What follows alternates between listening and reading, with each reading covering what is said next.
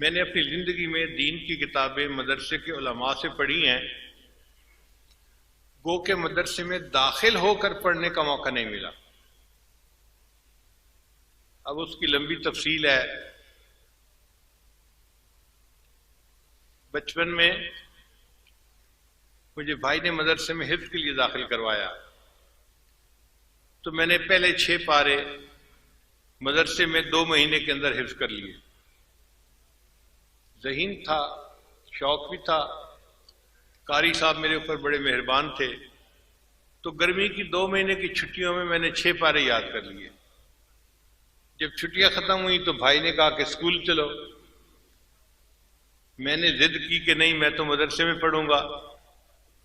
اس نے کہا نہیں، اسکول پڑھنا چھوڑنا نہیں ہے۔ وہ اسکول میں ٹیچر تھے، مجھے زبردستی اسکول لے گئے۔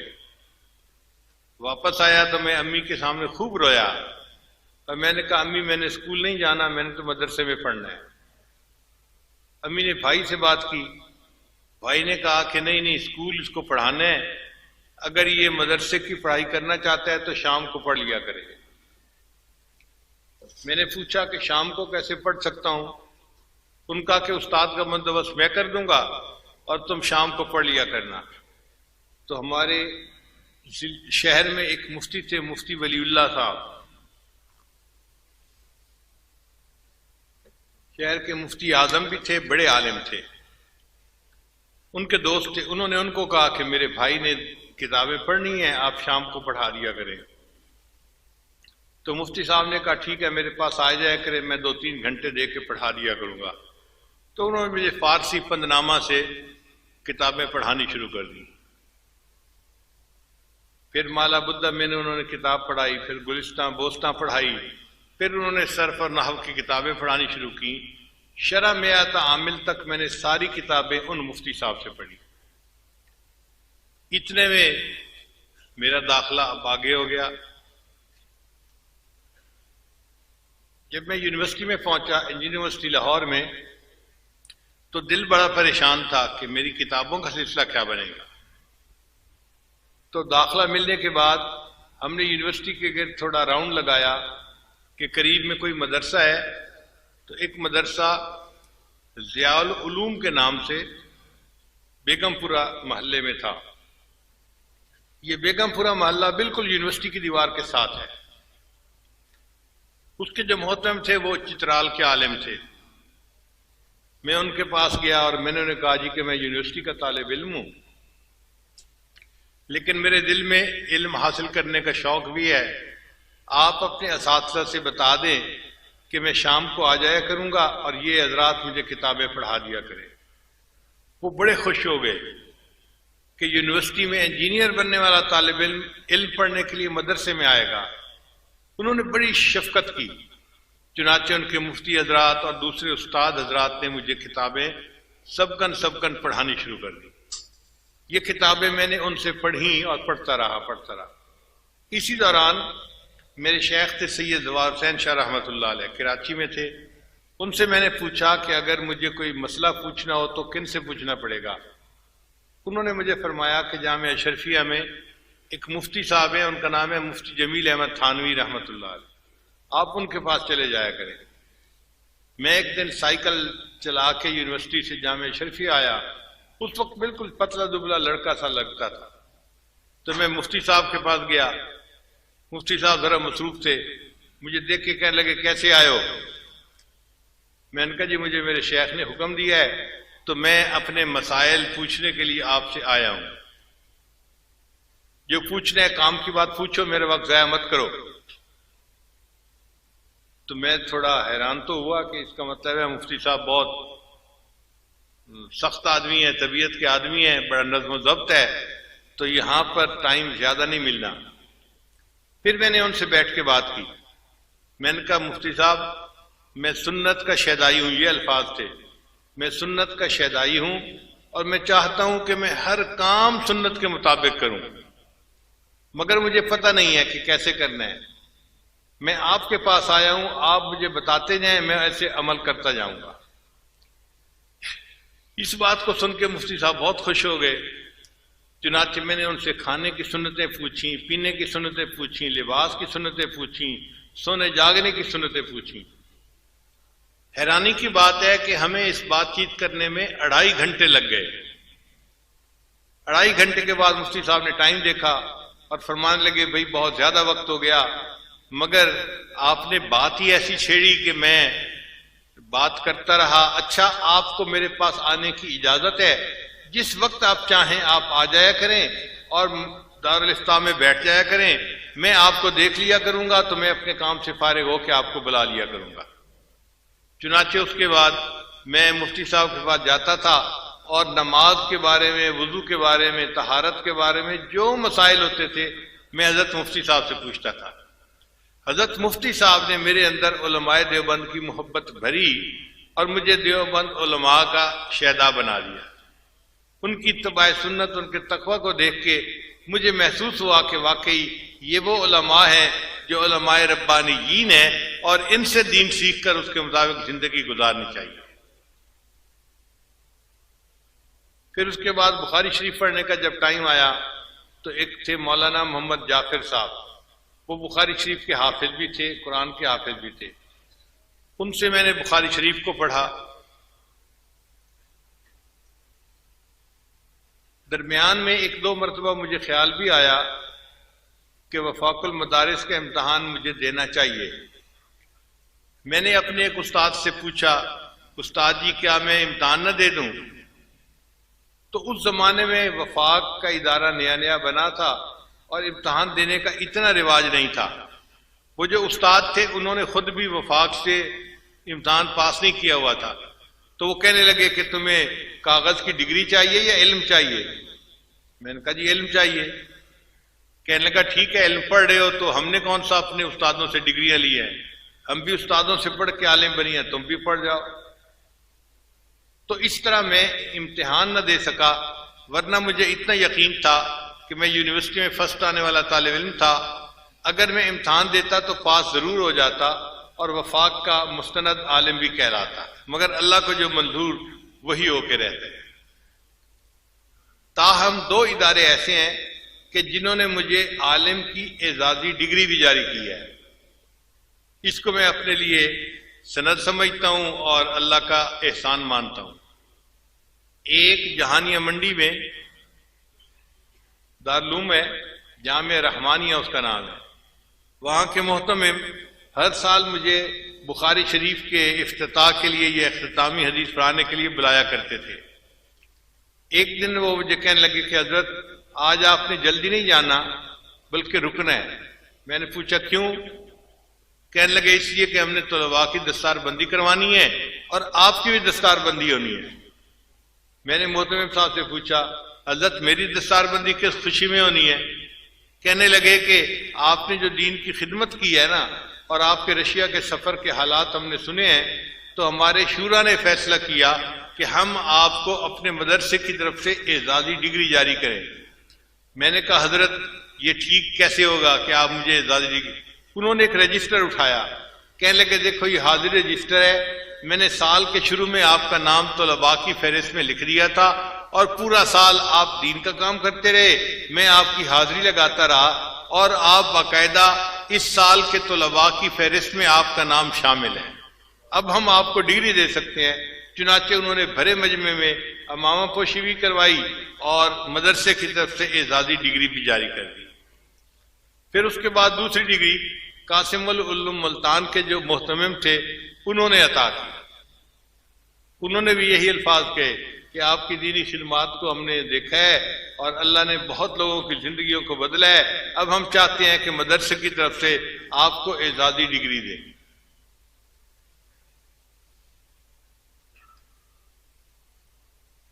حدیث مبارکہ میں چند واسطے ایسے ہیں کہ جن کے ذریعے سے اس عاجز کو اللہ نے عالی سند عطا فرمائی۔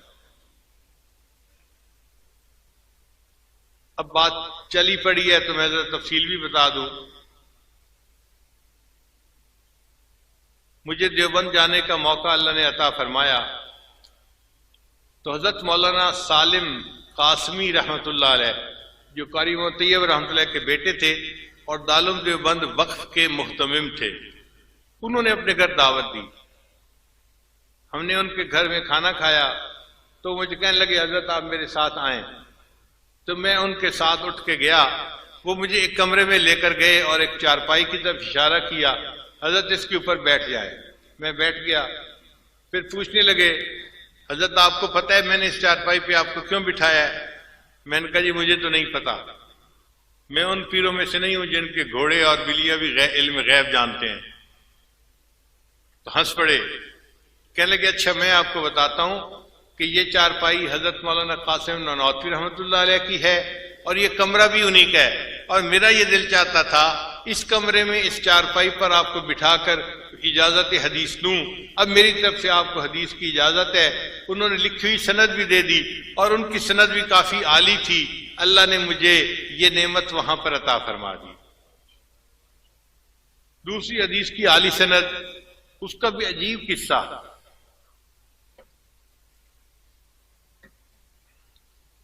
حرم میں حج کرنے کے بعد کچھ دنوں کے لیے ہم ٹھہرے ہوئے تھے.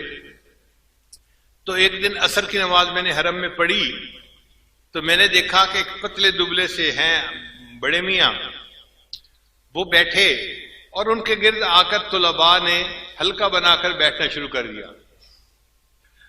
طلباء نے سرخ رومال باندھے ہوئے تھے، عربی طلباء جو ہوتے ہیں، اور ان کے ہاتھ میں کتابیں تھیں. اور جو حدیث کی کتابیں ہوتی ہیں نا وہ اپنے سائز سے ایک نظر سے پہچانی جاتی ہیں. سکولوں کالجوں کی کتابیں اور طرح کی ہوتی ہیں اور جو دینی کتابیں ہیں ان کا سائز اور طرح کا ہوتا ہے.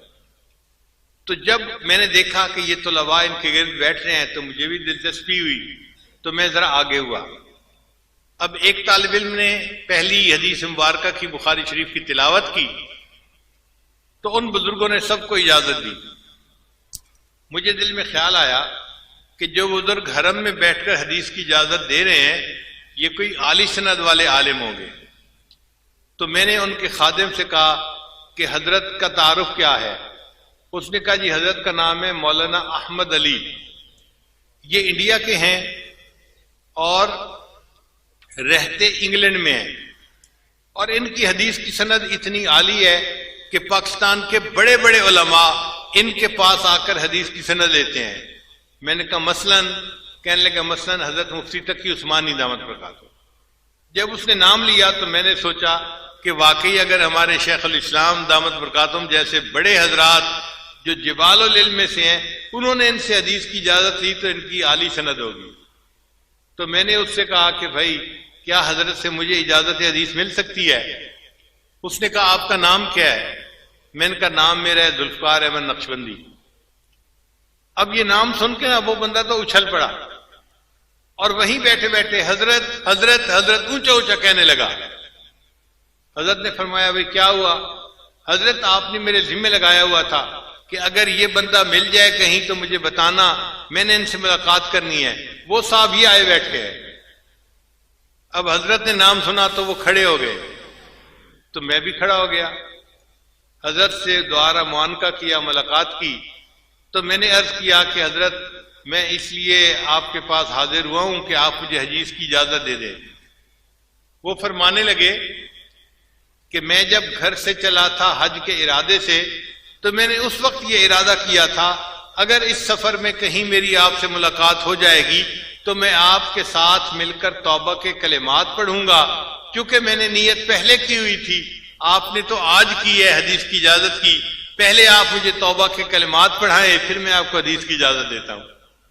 اللہ کی شان دیکھیے جی، ان کے حکم پر میں نے حرم میں بیٹھ کے وہیں ان کو توبہ کے کلمات پڑھائے اور پھر انہوں نے حدیث کی اجازت دی.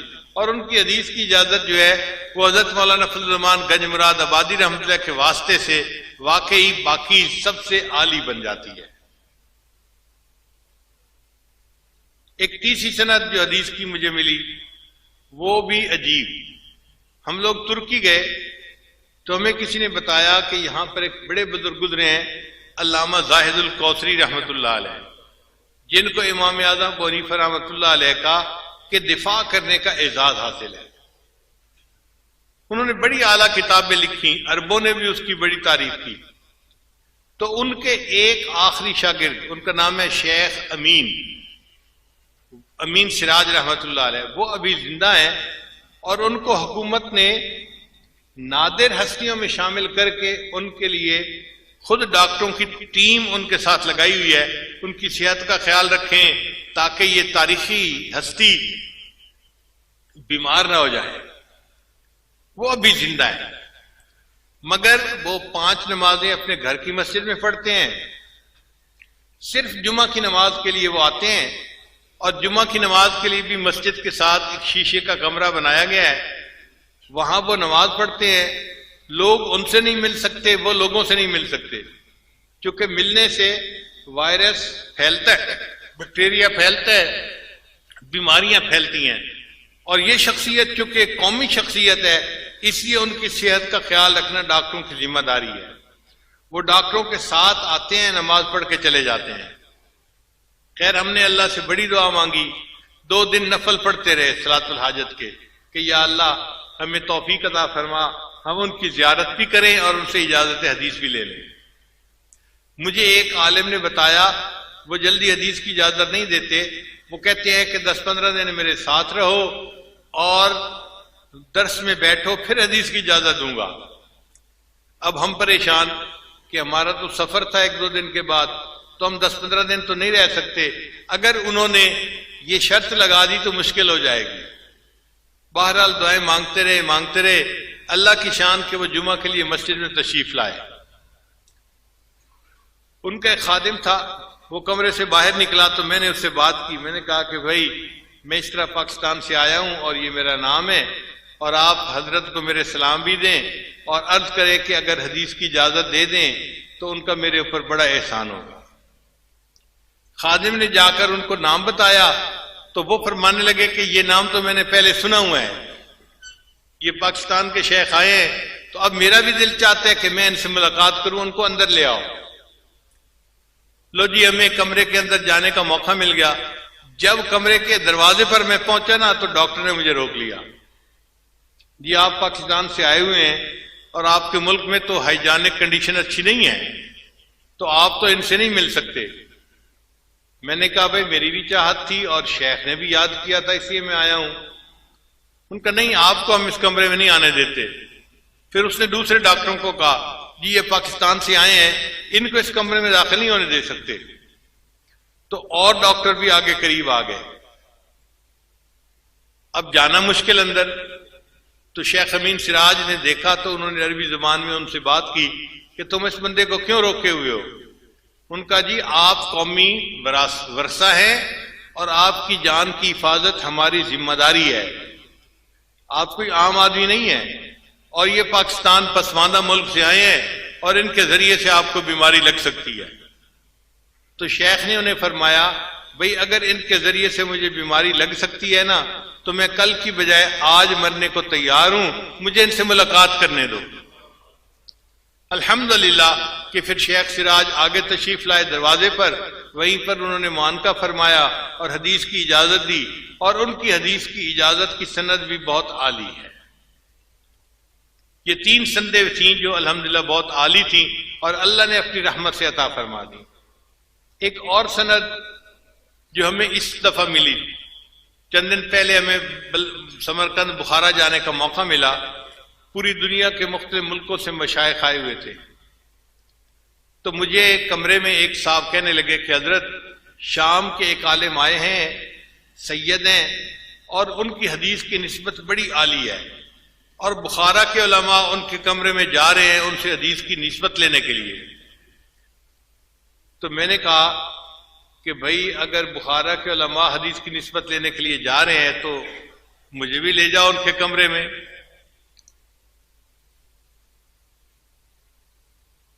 کہنے لگے جی کیسے؟ میں نے کہا ویل چیئر لے آؤ، میں چلتا ہوں ان کے کمرے میں۔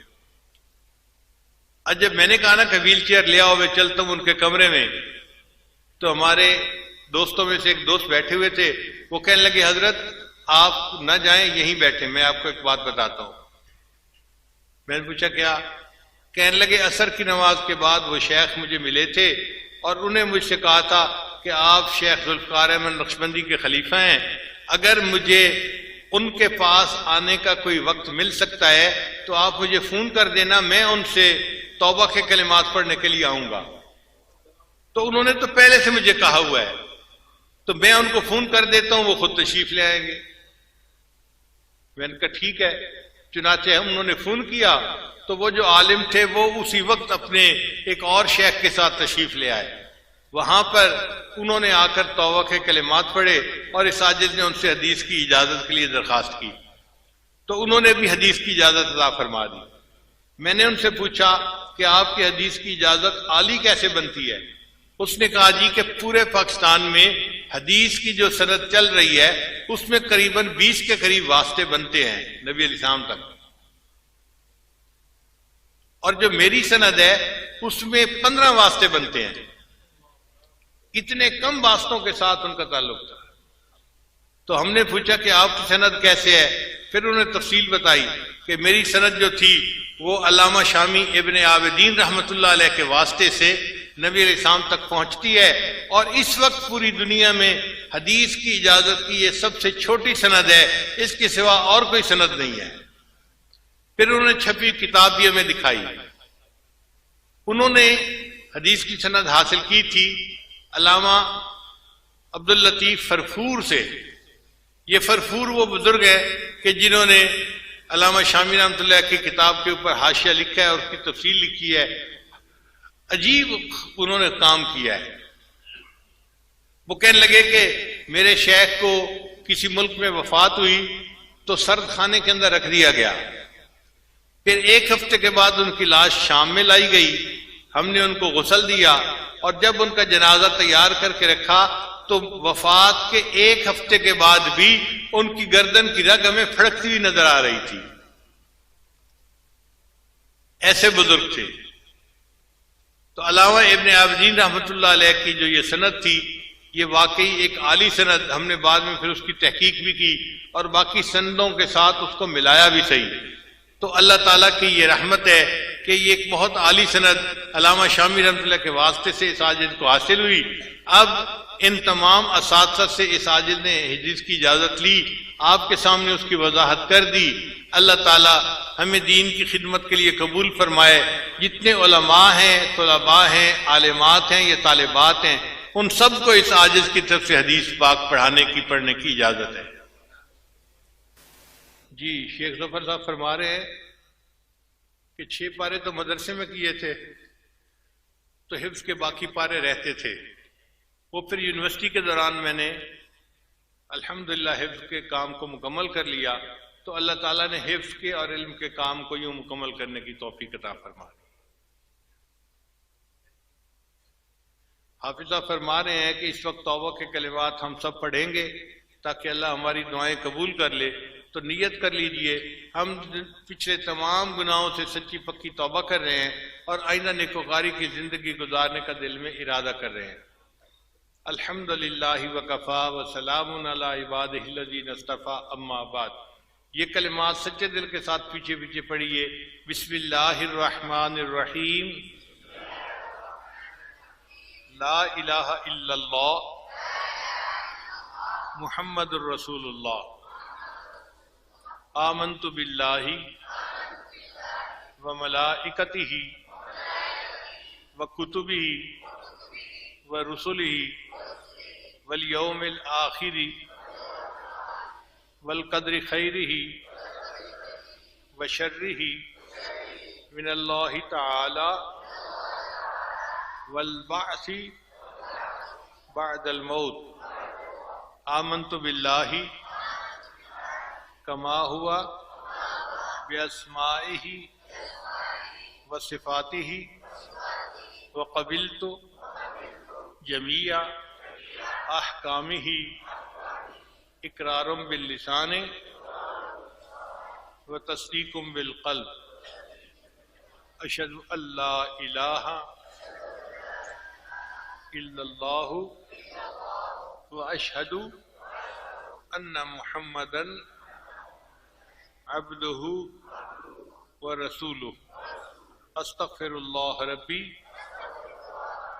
من کل ذنب واتوب الیہ برحمتک یا ارحم الراحمین۔ ان کلمات کو پڑھنے سے ہم تو بتائے بھا چکے ہیں، چند معمولات ہیں جن کو باقاعدگی سے کریں گے تو اللہ تعالیٰ دل کو منور کریں گے۔ پہلا عمل 100 مرتبہ استغفار صبح و شام پڑھنا، دوسرا عمل 100 مرتبہ درود شریف صبح و شام پڑھنا، تیسرا عمل قرآن مجید کی تلاوت روزانہ کرنا، چوتھا عمل چلتے پھرتے ہر وقت دل میں اللہ کو یاد کرنا، اور پانچواں عمل صبح و شام 10-15 منٹ کے لیے مراقبہ کرنا۔ مراقبے کا طریقہ بہت آسان ہے، اللہ کی طرف لو لگا کے آنکھیں بند کر کے آپ بیٹھ جایا کریں اور یہ محسوس کیا کریں کہ اللہ کی رحمت آ رہی ہے، دل میں سما رہی ہے، ظلمت اور سیاہی دور ہو رہی ہے، اور ہمارا دل اللہ اللہ اللہ